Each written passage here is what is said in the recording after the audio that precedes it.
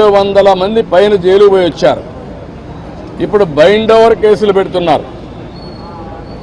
అంటే నీ మీద కేసు ఉంది, పోలీసు వాళ్ళు నోటీస్ ఇస్తారు, ఎంఆర్ఓ దగ్గర సరెండర్ కావాలి అంటే మళ్ళీ బెదిరించడం, ఎలక్షన్లో ఎవరిని పని చేయనీయకుండా నిర్వీర్యం చేయడానికి, లేకపోతే మళ్ళా వాళ్ళని అరెస్ట్ చేయడానికి ప్రయత్నం చేసే పరిస్థితి వచ్చారు. ఇది జరిగితే ప్రజాస్వామ్యం ఇంక కూని అయిపోయినట్టే. There is no democracy. నేను ఆ విషయం చెప్పాను. మొన్న తెలంగాణ ఎలక్షన్లో 1 డేలో ఎలక్షన్ జరిగిందా లేదా అనే తెలియని విధంగా జరిగింది. అంత స్మూత్గా జరిగింది, ప్రాసెస్ కూడా పర్ఫెక్ట్గా జరిగింది. ఈరోజు ఆంధ్రప్రదేశ్లో అక్కడ ఇంత ఓటర్స్ ఎన్యూమరేషన్ ఫ్రాడ్ జరిగిందని, బిఎల్ఓలు తప్పులు చేశారని, టీచర్లు తీసేశారని ఎక్కడ కంప్లైంట్స్ లేవు. భారతదేశ చరిత్రలో ఫస్ట్ టైం ఇవన్నీ వస్తున్నాయి. మేమన్నీ డీటెయిల్డ్గా ఎక్స్ప్లెయిన్ చేశాం. ఓపికగా విన్నారు, చాలా ఫర్మ్గా కూడా చెప్పారు. మేము ప్రజాస్వామ్యాన్ని కాపాడడానికి అన్ని విధాల ప్రయత్నం చేస్తాం, ఎక్కడ కాంప్రమైజ్ కాం, రిజల్ట్స్ మీరే చూస్తారని వారు హామీ ఇచ్చారు.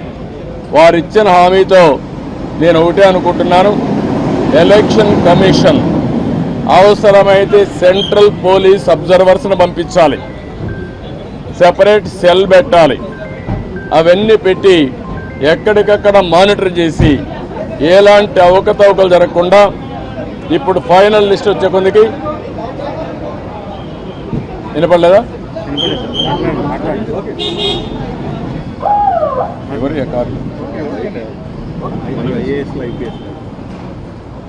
ఎప్పటికప్పుడు మానిటర్ చేయాల్సిన అవసరం ఉంది.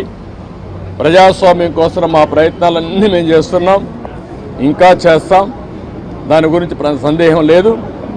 ఒక్క ఓటు దొంగ ఓటున్న ఎలక్షన్ కమిషన్ దృష్టికి ఎప్పటికప్పుడు తీసుకుపోవడమే కాకుండా వీళ్ళు చేసే ప్రతి ఒక్క తప్పుడు పనిని మేము ప్రతిఘటిస్తాం, ప్రజాస్వామ్యాన్ని పరిరక్షించుకుంటాం. అదే సమయంలో ఎవరిని వదిలిపెట్టాం. కడాన కోర్టుకు కూడా వెళ్ళి తప్పు చేస్తే మాత్రం శిక్ష పడే వరకు ముందుకు పోతామని చెప్పి విజ్ఞప్తి చేస్తున్నా. We are confident. ఎలక్షన్ కమిషన్ అయితే పేషెంట్గా వినడమే కాకుండా వారు 5 కోట్ల మంది కంటే 4 కోట్ల ఓటర్స్ ఉన్నారు, వారందరికీ ఒక భరోసా ఇచ్చినట్టు వాళ్ళు భరోసా ఇచ్చారు. అది అమలవుతుందనే ఆశాభావంతో ముందుకు పోతున్నాం. తెలంగాణలో వేసిన ఓటర్లు చాలా మంది ఏపీలో కూడా ఓటు నమోదు చేస్తున్నారు, రీఎంట్రీ ఓట్లు ఎక్కువ ఉన్నాయని వైసీపీ.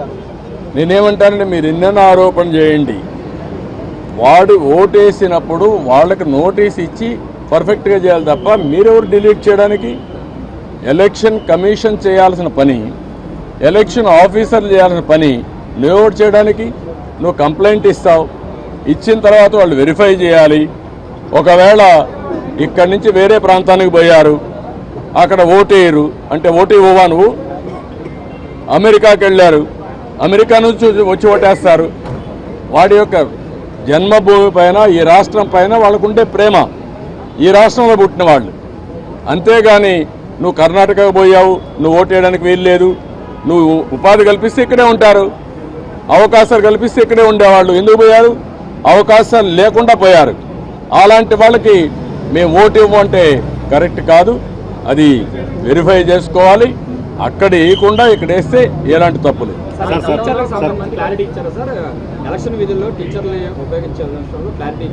నేను అన్నీ చెప్పిన తర్వాత వారు విన్నారు, చేస్తామనే విధంగా చెప్పారు. ఎట్టి పరిస్థితుల్లో సచివాలయ స్టాఫ్ వేయడం కరెక్ట్ కాదు.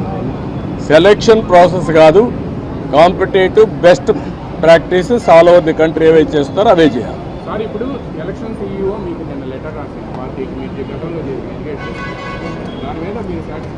లేదు, దాని మీద కూడా మేము చెప్పాం, నిన్నే పంపించారు, మేము వెరిఫై చేసుకున్నాం, మళ్ళీ మీ దృష్టి తీసుకొస్తామని చెప్పాం.